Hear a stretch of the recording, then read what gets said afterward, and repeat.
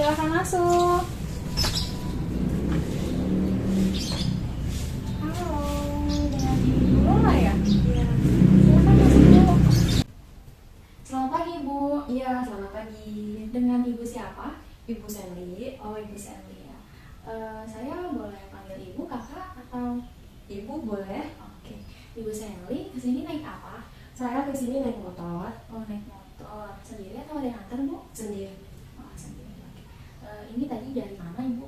Saya dari Samiang. Oh, dari Samiang. Itu rumah atau kampus? Iya, rumah saya. Oke, rumah. Perjalanan ke sini gimana Bu? Lancar? Iya, alhamdulillah lancar. Oh, alhamdulillah. Cuaca bagaimana Bu? Apakah mendung di sana atau cerah? Di Samiang cerah, alhamdulillah. Lumayan jauh ya Bu dari Samiang ke sini. Iya. Ibu Sandy gimana kabarnya, baik? Iya, alhamdulillah baik. Oh, alhamdulillah baik. Ibu kalau boleh tahu sedang ada kesibukan apa akhir-akhir ini? Saya sekarang sibuk kuliah sambil kerja. Wah, kuliah sambil kerja. Wah, hebat ya Bu bisa kuliah sambil kerja. Di usia kalau boleh tahu usia berapa Bu? Saya usianya sudah mau memasuki 21 tahun. Wah, hebat sekali Bu, di umur yang masih muda bisa berkuliah sambil kerja. Kalau kuliah boleh tahu ambil di kampus mana? Saya kuliah di Universitas Muhammadiyah Tangerang, UNT. Oh, yang di dekat Tangerang City yang sama Umi City ya? Iya. Oke, kalau boleh tahu ambil jurusan apa Bu? Saya ngambil jurusan PG PAUD, Pendidikan Anak Usia Dini. Wah, itu kalau ambil PG PAUD itu atas emang kemauan Ibu sendiri atau dari orang tua Bu? Justru saya mengambil jurusan ini karena kemauan saya sendiri. Ibu suka anak-anak atau? Iya, bisa dibilang seperti itu. Saya awalnya suka sama ini. Bagaimana Ibu duduknya nyaman? Oh ya, kurang nyaman. Oh, kurang nyaman. Kalau kurang nyaman boleh duduk senyaman mungkin Bu, silahkan. Baik, terima kasih. Sudah nyaman? Ya. Oke, kita lanjut ya Bu. Mungkin Ibu kesibukannya kuliah ya, kuliah di UMT itu. Kalau kerjanya boleh tahu kerja di mana Ibu? Saya kerja itu sebenarnya belum jadi karyawan tetap, masih cari pengalaman juga. Kerjanya juga ngajar di sekolah pendidikan anak usia dini. Itu berarti sebagai guru ya Bu, kurang lebih? Iya, betul sekali, sebagai guru. Itu Ibu sudah menjadi wali kelas atau? Iya. Kalau misalnya guru di PAUD itu dia langsung memegang jadi wali kelas. Itu di daerah mana Bu kalau boleh tahu? Di daerah Gelang. Iya. Kalau biasa ngajar itu rutinitas setiap hari atau? Ya, rutinitas setiap hari ngajar itu setiap Senin sampai hari Jumat. Seperti itu. Lalu bagaimana Ibu membagi kuliah? Membagi jadwal kuliah dengan kerjaan Ibu? Iya, kebetulan PG PAUD di UMT itu dia jadwalnya selalu masuk siang, jadi mulai kuliah itu dari jam 1 pulang sampai maghrib kalau misalnya sudah offline. Sampai kalau online pun masih sama jam 1, cuman lebih cepet gitu, paling selesainya bisa sebelum maghrib gitu, masih online. Jadi saya bisa sambil kerja karena kerjanya itu dari pagi jam 9, jam 11 saya sudah pulang, nanti di rumah lanjut lagi jam 11 saya kuliah. Seperti itu ternyata. Berarti Ibu termasuk orang yang cukup bisa membagi waktu ya? Iya, alhamdulillah. Baik Ibu, sebelumnya saya mau tanya apakah sudah pernah konseling sebelumnya atau ke psikolog? Saya belum pernah konseling atau psikolog berarti. Berarti ini pertama kalinya ya? Ya, ini pertama kali saya bisa konseling kayak gini. Oke, kalau boleh tahu Ibu tahu ini sebelumnya dari mana Bu? Saya tahu dari teman saya, jadi saya direkomendasikan sama teman saya karena kebetulan saya butuh konseling menurut saya, dan saya memberanikan diri, dan teman saya juga termasuk teman dekat saya. Dia pun merekomendasikan saya untuk datang ke konseling Ibu, jadi saya berpikir dan mencoba untuk konseling ke Ibu. Jadi saya datang ke tempat praktek Ibu. Oh, seperti itu. Oke, sebelumnya saya mau tanya apakah Ibu tahu sebenarnya apa sih konseling itu? Sebenarnya sih kalau tahu sekedar tahu mah saya tahu, tapi mungkin ada salahnya mungkin ya.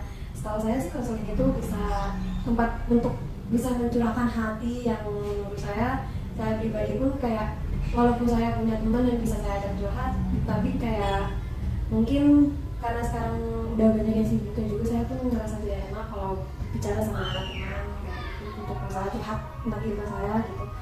Jadi saya kayak perlu nyoba untuk perlu ada orang yang bisa saya ajak curhat dan tahu gimana ngasih saran solusi yang terbaik untuk saya gitu.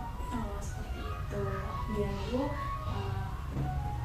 sebelumnya Ibu sudah tahu sedikit mengenai konseling, tapi di sini saya akan menjelaskan sedikit tentang konseling, apa itu konseling gitu. Jadi dia konseling itu ya betul seperti yang Ibu bicarakan tadi, konseling itu ya sama seperti sesi curhat, cuma ada yang membedakan, yaitu biasanya konseling itu terdiri dari 2 orang konseling individu, yaitu saya sendiri sebagai pemberi bantuan kepada konseling, saya sebagai konselornya yang memberikan bantuan, kemudian Ibu sebagai konseling yang akan menceritakan apapun yang ingin Ibu ceritakan, kemudian saya akan menjadi pendengar.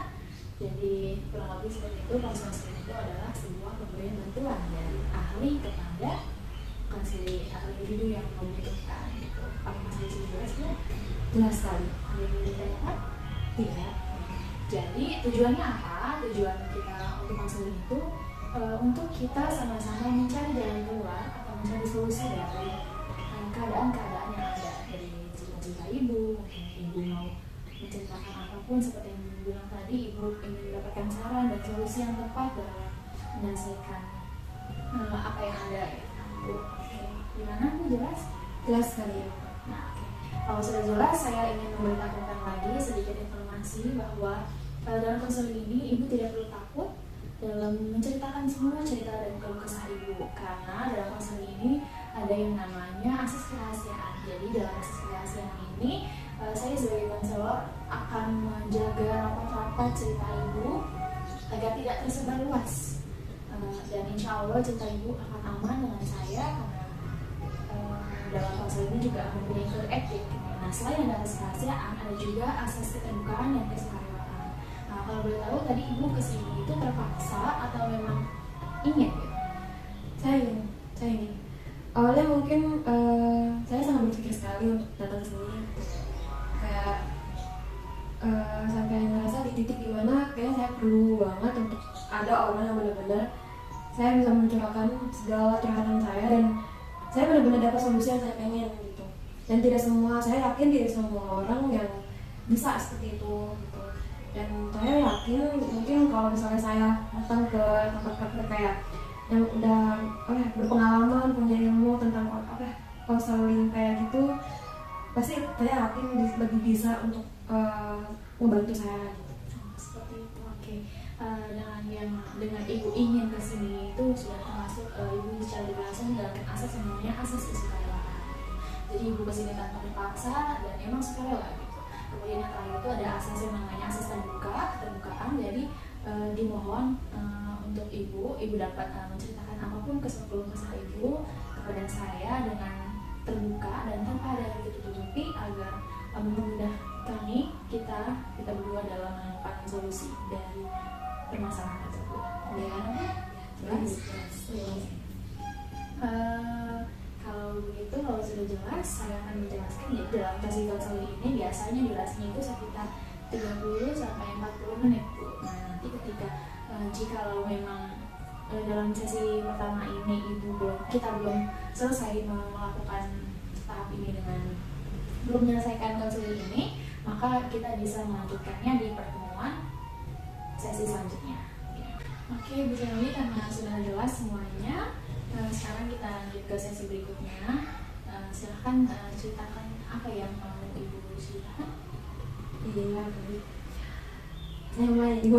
Iya, silakan. Ya, jadi gini, sebenarnya sih bisa dibilang permasalahannya nggak terlalu gimana sih, cuma saya tetap perlu orang yang bisa ngasih saran ke saya.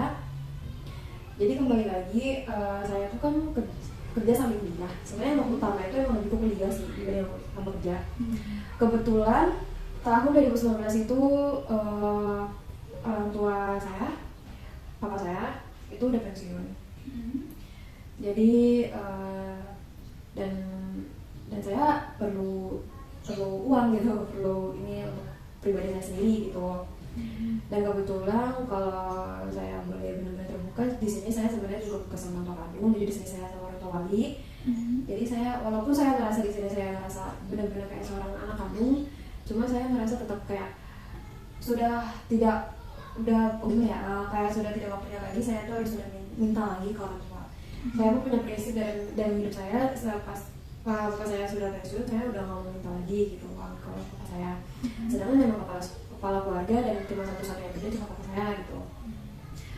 Di situ saya mulai berpikir saya butuh uang gitu. Di situ saya butuh uang, benar-benar untuk pribadi saya, itu saya perlu pemasukan gitu. Terus ternyata dan alhamdulillah saya ditawari ngajar, saya terima.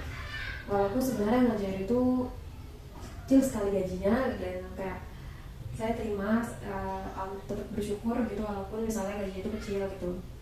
Tapi beriringnya waktu saya ngerasa gaji saya itu benar-benar kayak kecil sekali gitu, saya butuh dari itu gitu. Sedangkan kayak saya mau nyari kerja aku sekarang karena lagi pandemi juga, walaupun pandemi sekarang sudah reda gitu, sangat sulit sekali saya mau nyari kerjaan. Terus kayak karena saya juga sambil kuliah, jarang sekali ada yang menerima kalau misalnya sambil kuliah. Pasti rata-rata kan yang benar-benar bisa full time gitu kan, benar-benar kayak kamu lagi nggak ngapa-ngapain, kayak posisinya lagi seperti itu. Sedangkan saya sambil kuliah, jadi saya kayak benar-benar kayak dalam kecemasan banget karena nyari kerjaan itu saya sangat butuh sekali uang gitu kan. Karena saya benar-benar dari dulu udah nggak mau lagi minta orang tua gitu kan. Sedangkan orang tua kandung saya juga bapak saya sudah meninggal dan mama saya juga ya kita pun gimana ya, saya sama orang tua kandung saya tuh kayak benar-benar udah lepas tangan juga orang tua saya. Jadi saya pun kayak udah nggak bisa juga dari dulu sampai sekarang saya udah tidak pernah minta spesial pun ke orang tua saya kandung. Jadi saya kayak walaupun separah-parahnya kondisi saya nggak pernah untuk minta ke orang tua kandung saya, karena saya juga punya prinsip sendiri, saya nggak mau minta ke orang tua kandung saya gitu. Karena buat apa gitu, karena menurut saya selama ini juga saya benar-benar kayak udah lepas gitu sama orang tua, kayak benar-benar masing-masing gitu. Jadi sekarang kayak saya pun pernah sampai berpikir kayak apakah saya harus berhenti kuliah gitu kan, karena benar-benar perlu uang gitu kan, perlu banget uang gitu. Kalau ditanya buat apa ya sebenarnya emang dilihat mah mungkin saya baik aja masih bisa ini segala macam, cuma kembali lagi saya benar-benar perlu banget untuk uang saya untuk kuliah, walaupun kuliah emang dibayarin sama orang tua, cuma kan segala macam keperluan tetap saya yang bayar sendiri, segala macam saya gitu kan.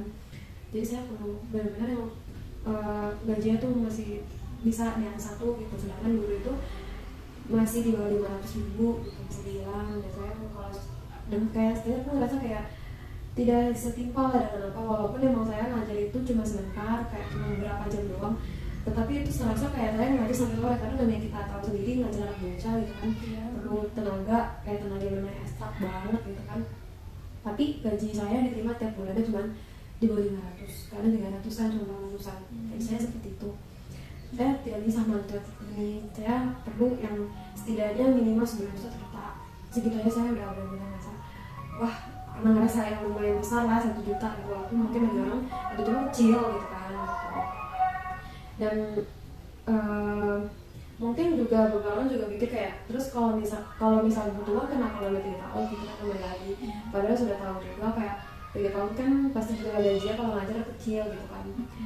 Dulu sebenarnya saya tuh tidak terlalu memikirkan masalah uang, karena emang saya cuma benar-benar berpikir karena saya suka anak kecil, saya mau kayak benar-benar mendalami lagi tentang dunia anak kecil gitu kan, makanya saya milih 3 tahun gitu. Tapi mungkin kemungkinan kalau misalnya saya udah lulus saya nggak masalah ngajar gitu kan, walaupun gaji kecil.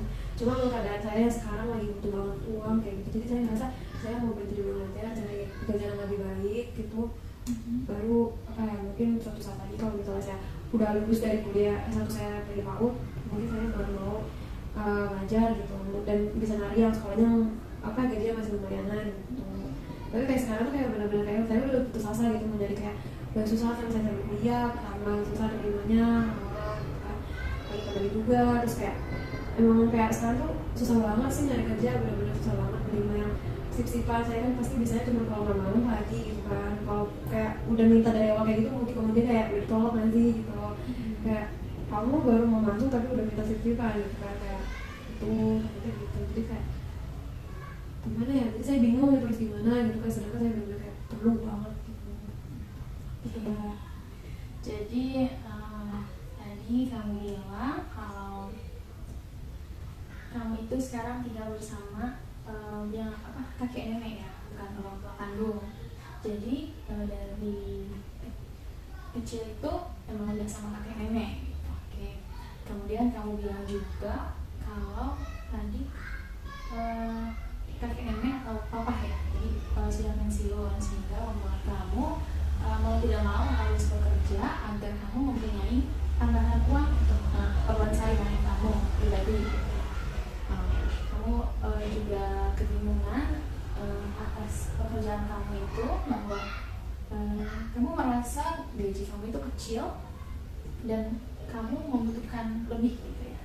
Oke, tapi di sisi lain dalam masa pandemi sekarang ini gak gampang untuk mencari pekerjaan yang baru dengan gaji yang di atas yang kamu inginkan gitu kan. Oke, kalau boleh tahu sebelumnya kamu dari kecil sama kakek tuh kenapa ya? Kenapa kamu bisa tinggal sama kakek? Kenapa nggak sama orang tua kamu? Jadi mulanya sih sebenarnya papa saya, wali saya sekarang itu dulu punya anak satu perempuan. Anak kedua, yang pertama laki-laki, yang kedua perempuan. Tetapi yang perempuan ini udah meninggal. Kebetulan emang mama saya ini, wali saya ini sempat shock berat banget karena kehilangan seorang anak dan kayak down banget gitu. Dan kebetulan papa saya mengajak mama saya ini pulang kampung gitu kan, untuk refreshing kayak suasana baru, mungkin bisa menenangkan dirinya atas kehilangan anaknya gitu. Dan kebetulan saya ini itu kayak lagi butuh seorang orang tua gitu kan. Dan saya waktu itu lagi pulang sama orang tua papa kampung saya. Nah di situ saya sebenarnya sama yang di sini itu masih saudara dari papa saya. Papa saya ini adalah adiknya dari kakaknya papa saya. Jadi orang tua papa kandung saya itu adalah kakaknya dari papa saya di sini. Gitu. Terus mungkin awalnya emang dari rasa prihatin gitu sih, lebih ke prihatin gitu.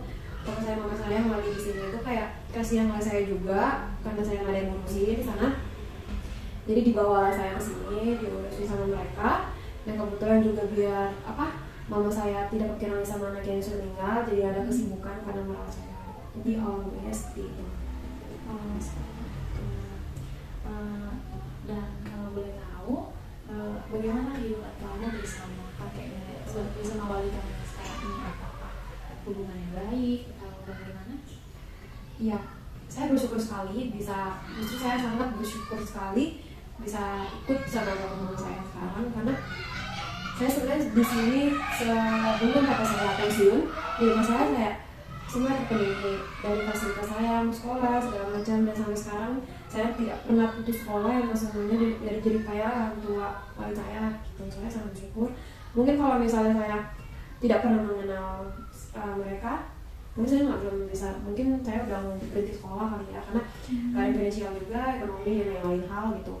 Kayak saya nggak bakal sebisa sekarang gitu. Bisa saya pun bersyukur sekali bisa selesai sekolah pas sudah selesai SMK, karena saya bersyukur walaupun nggak terlalu mengharapkan kuliah lah ya, karena saya pun semua keputusan dari orang tua saya, mau saya kerja dulu kah atau kuliah, saya menanyakan itu dan mereka menjawab dengan kayak udah kuliah aja nggak apa-apa, biayanya mah nanti orang tua yang nanggung segala macam. Cuman pas melihat kondisi waktu itu pandemi, sebenarnya bapak saya juga pernah di PHK karena emang udah mau pensiun juga, jadi pandemi juga, jadi kayak kondisinya jadi down parah gitu kan, kayak benar-benar kayak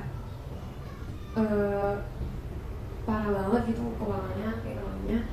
Terus kayak disitu saya kayak terbalik otak banget gimana bisa dapet uang gitu kan. Setidaknya saya bisa hidup diri sendiri gitu kan. Saya juga tidak menuntut untuk bisa kuliah sebenarnya, tapi karena orang tua saya menuntut untuk kuliah gitu. Dan saya pun sebenarnya nggak berpikir apapun karena yang biaya semesternya itu kecil.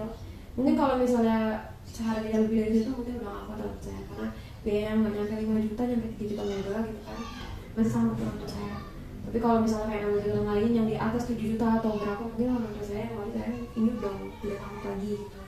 Makanya bisa dibilang juga saya ngambil PGPAL itu karena emang biayanya juga murah gitu, agak murah dibanding yang lainnya. Jadi alhamdulillah hubungannya baik ya dengan orang tua yang sekarang. Oh jadi apa namanya, kalau ambil PGPAL itu karena biaya, tapi seperti yang ibu bilang tadi, apakah ada keterpaksaan atau memang senang? Tidak sih, saya mau ngambil PGPAL itu emang awalnya emang pas lulus itu saya udah berpikiran kayak saya suka anak kecil, saya mencoba untuk jadi berpaut gitu kan. Jadi ngambil jurusannya pendidikan anak usia dini, dan kebetulan di UMT juga harga semester murah. Jadi saya ngerasa ya sudah saya ambil itu aja, dan kayak bersyukur juga harga semesternya murah gitu. Jadi emang dari diri saya sendiri sih sebenarnya yang menjadi PGPAL juga gitu. Terus emang kebetulan juga harganya murah. Berarti alhamdulillah jurusan yang diminati itu sesuai dengan budget yang ada ya. Oke. Tadi kalau boleh tahu juga, dari itu kan kuliah juga ya, sampai kerja itu ngekos atau pulang pergi dari ini? Saya pulang pergi karena kan kalau dari rumah saya ke UMT itu jaraknya kurang lebih 20 menit lah, 15 menitan. Jadi saya kayak toh juga keadaannya, kondisi finansialnya, keuangannya kurang memungkinkan juga untuk ngekos lagi ya, karena pun rumah saya dekat sama kampus saya. Jadi saya pulang pergi dan motor gitu. Oh seperti itu. Oke, jadi maaf juga sebelumnya kalau boleh tahu, kan sekarang kamu sudah pekerjaan seperti yang kamu ceritakan tadi, dan mendapatkan gaji yang alhamdulillah gitu kan. Nah, bagaimana perasaan kamu ketika mendapat gaji itu, dan apa ya, apakah itu cukup untuk mencukupi kehidupan kamu sekarang ini? Di awal saya ngajar itu saya merasa kayak saya pertama kali dapat gaji itu benar-benar kayak bersyukur ya, karena semua orang juga merasakan itu ya. Walaupun mungkin gajinya kecil gitu nggak seberapa, cuma karena itu merasa jerih pada diri kita sendiri, kayak bersyukurnya benar-benar bersyukur gitu. Itu yang saya rasakan pertama kali dapat gaji. Emang tidak seberapa gitu kan, kalaupun saya guru baru di situ. Nah, dan di saat itu emang kebutuhan saya pun kayak apa ya, nggak sebanyak yang saya kira sekarang. Kenapa saya ngerasa kayak sekarang butuh banget uang, malah kayak saya butuh bener-bener kayak kalau saya lagi sakit gitu kan, saya butuh uang. Kalau misal otomatis di situ kayak saya perlu simpanan uang yang bener-bener khusus, kayak misal kalau saya sakit tiba-tiba dadakan. Karena saya pernah kayak kondisi kayak saya bener-bener lagi sakit dan saya lagi ngomong uang, saya harus gimana? Apa menunggu saya benar-benar sampai pingsan dulu kah atau gimana kah gitu kan? Karena saya udah kondisi emang butuh uang, tapi gimana, mau gimana, saya bingung gitu kan. Kayak kondisinya seperti itu, kayak terus kayak kebutuhan pribadi saya segala macam itu kan emang kayak semuanya emang benar-benar kayak perlu duit yang lebih dari sekedar 500 atau segala macam gitu, apalagi masalah kesehatan gitu. Mungkin emang semuanya rata-rata kayak ditanggung BPJS, cuma kan beberapa ada faktor yang hal yang misalnya ini tidak ditanggung oleh BPJS gitu kan. Jadi saya merasa saya perlu uang yang lebih dari itu, karena saya perlu nabung untuk dana saya kesehatan, dana pribadi saya, segala macam ini itu gitu kan. Apalagi saya lagi kuliah, saya perlu uang yang benar-benar kayak kalau misalnya ada tugas segala macam ini yang dari kuliah saya perlu itu. Sedangkan gaji saya yang 300 menurut saya kayak itu paling cuma bisa untuk makan doang gitu kan, dan yang lain nggak bisa gitu kan. Saya perlu lebih dari itu. Belinya waktu saya ngerasa saya tuh perlu gaji yang setidaknya minimal 1 jutaan gitu. Jadi sekarang saya kayak lagi perlu dari kerja, tapi kayak bingung juga harus gimana gitu, susah. Tapi sudah mulai mencoba-coba mencari pekerjaan lain? Saya sudah coba, cuma kembali lagi karena rata-rata pengennya tuh yang full time. Karena saya jujur saya emang lagi kuliah, rata-rata saya ditolak tuh. Emang saya berpikir mungkin belum rezekinya kali gitu. Cuma kayak saya pun kayak apa ya, saya mencoba rata-rata emang seperti itu gitu kan.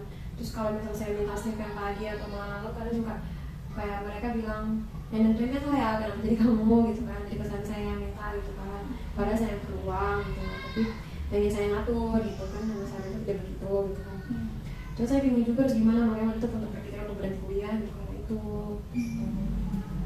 Oke, untuk pekerjaan yang sekarang dengan kuliahnya, apakah itu sangat bertabrakan atau sangat mengganggu sehingga membuat ibu itu ingin sekali berhenti kuliah?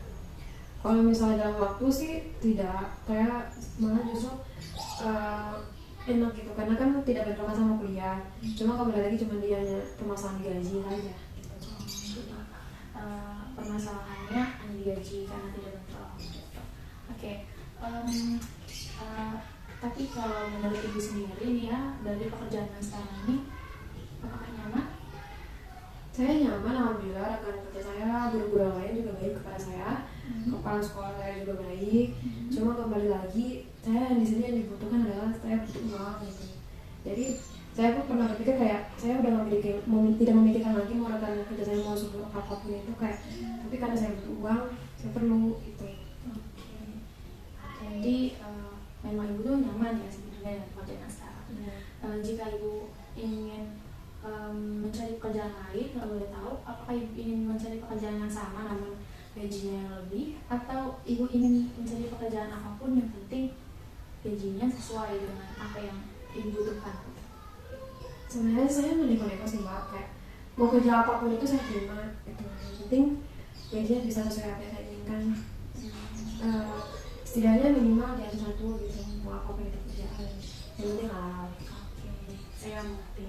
Oke, saya sangat mengerti apa yang ibu rasakan.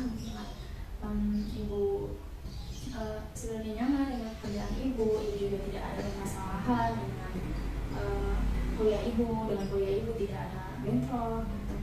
Dan permasalahannya di sini hanya kurang mencukupinya gaji yang ibu dapat gitu. Dan ibu mau gitu untuk bekerja apapun asal gaji yang dapat itu mencukupi kebutuhan ibu. Saya paham sekali yang merasakan, namun ibu mungkin sampai di sini pertemuan kita pada sesi kali ini, karena mengingat waktu yang telah kita habiskan pada sesi ini, mungkin untuk pembahasan selanjutnya kami lanjutkan pada sesi berikutnya, yang nanti bisa diatur kembali. Gimana ibu? Ya, baik. Oke, ada pertanyaan?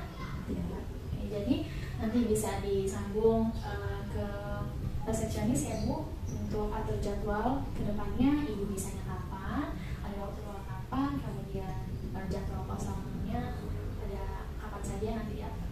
Ya, baik. Terima kasih Bu Ya. untuk telah mempercayai cerita ibu kepada saya, kepada kami di sini, gitu, telah mau datang ke tempat ini, gitu. Saya sangat menghormati dan saya sangat senang sekali ibu bisa mempercayai kami. Ya, saya juga terima kasih kepada ibu sudah mendengarkan isi hati saya. Semoga kedepannya di sesi